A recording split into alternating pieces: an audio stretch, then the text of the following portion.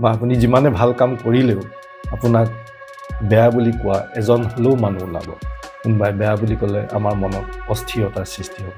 Social media, বৰ্তমান সময় social media artificial ইণ্টেলিজেঞ্চৰ সময়।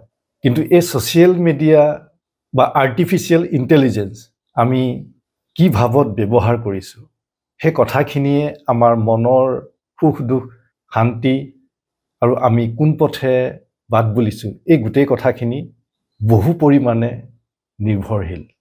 প্ৰতিটো কথাৰে, প্ৰতিটো বস্তুৰে দুটা দিশ থাকে, এটা ভাল দিশ আৰু এটা বিপথে চালিত কৰা দিশ।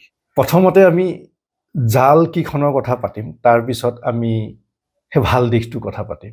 প্ৰথমতে কোনফালে জাল কিখন আছে, সেই জাল কিখনৰ পৰাতো বাচিব লাগিব, সেই জাল কিখনৰ কথা প্ৰথমতে পাতি লওঁ। এতিয়া প্ৰথম জালখন হৈছে, আমি যেতিয়া ছ'চিয়েল মিডিয়া চাওঁ, আমি যদি পটকৈ কিবা কিবি বহুত বস্তু চাই থাকোঁ খন্তেক সময়ৰ ভিতৰতে, যিবিলাক বস্তু ইটো সিটোৰ লগত প্ৰায় সম্বন্ধ নাথাকে, তেতিয়াহ'লে আমাৰ মনৰ অৱস্থাটো খতম, মন খতম। মনটো ইফালে দৌৰিছে, সিফালে দৌৰিছে, সিফালে দৌৰিছে, যেনি তেনি দৌৰিছে। তেনেকুৱা অৱস্থাত মনত অস্থিৰতা বৃদ্ধি পায় আৰু সঠিক সিদ্ধান্ত ল'ব পৰা ক্ষমতাখিনি মনৰ পৰা নোহোৱা হৈ যায়। আৰু সঠিক সিদ্ধান্ত ল'ব নোৱাৰিলে আমাৰ জীৱনটো কোনফালে আগবাঢ়িব। দ্বিতীয় কথাটো হ'ল তুলনা বা বহু ক্ষেত্ৰত প্ৰতিযোগিতা।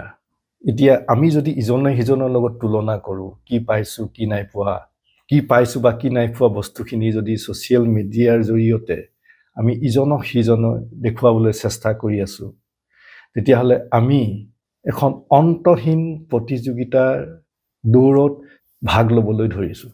আৰু সেইখন প্ৰতিযোগিতাই আমাক প্ৰকৃততে মনত সুখ শান্তি দিব পাৰিবনে? আৰু এখন জাল হৈছে বৈধকৰণ। আমি কিবা এটা মতামত প্ৰকাশ কৰিছোঁ, সেই মতামতটো বৈধ হ'ব লাগিব বুলি আমি যেতিয়া মনতে ভাবি লওঁ, যেতিয়া সেই বৈধকৰণৰ কথাবিলাক প্ৰকাশ নাপায় বা লাইকছ বা কমেণ্টছ, সেইবিলাক কথাবিলাক আমি মনে বিচৰা মতে বা ভবা মতে, তেতিয়াহ'লে মনত অস্থিৰতাৰ সৃষ্টি হয়। বা আপুনি যিমানে ভাল কাম কৰিলেও আপোনাক বেয়া বুলি কোৱা এজন হ'লেও মানুহ ওলাব। কোনোবাই বেয়া বুলি ক'লে আমাৰ মনত অস্থিৰতাৰ সৃষ্টি হ'ব। সেইকাৰণে আমি এই কথাখিনি আগতে পাতি গৈছিলোঁ যে কিয় আমি কিভাৱে কাৰ্য কৰিলে ভগৱত গীতাত সেই কথাখিনি সুন্দৰভাৱে আমাক দেখুৱাই গৈছে। আৰু আগ্ৰহ থাকিলে এই কথাখিনি জানিব পাৰে। ঋণাত্মক দিশটো কথা পাতি ল'লোঁ, এতিয়া ধনাত্মক দিশটো কথা পাতোঁ। কথা হৈছে আমি কোনটো দিশ আমি বাছি লৈছোঁ, আৰু সেই বাছি লওঁতে আমি নিজৰ বিচাৰ বিবেচনা বুদ্ধি আৰু আমাৰ অনুভৱক আমি গুৰুত্ব দিছোঁ নে নাই, নে কোনোবাই যি কৈছে সেই কথাটো আমি নিৰ্বিচাৰে মানি লৈছোঁ।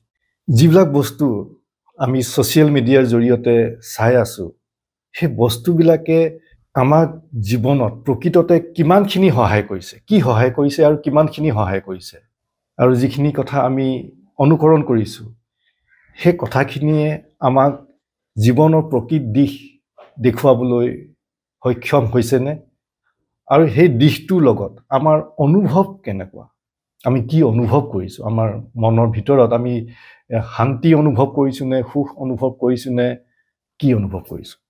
যেতিয়া আমি বিচাৰ বিবেচনা বুদ্ধি আৰু আমাৰ অনুভৱৰ জৰিয়তে যেতিয়া আমি এটা কথা সিদ্ধান্তত উপনীত হওঁ যে এই কথাখিনি প্ৰকৃততে আমাৰ জীৱনত সহায় কৰিছে, আমাৰ জীৱনটো প্ৰকৃত দিশত যাবলৈ সহায় কৰিছে, তেতিয়াহ'লে সেই কথাখিনি আমি নিৰ্বাচিত কৰিব পাৰোঁ, যিখিনিৰ জৰিয়তে আমি দুটা কথা শিকিব পাৰিছোঁ, প্ৰকৃত দিশত আগবাঢ়িব পাৰিছোঁ, মনলৈ শান্তি আহিছে, মনলৈ সুখ আহিছে।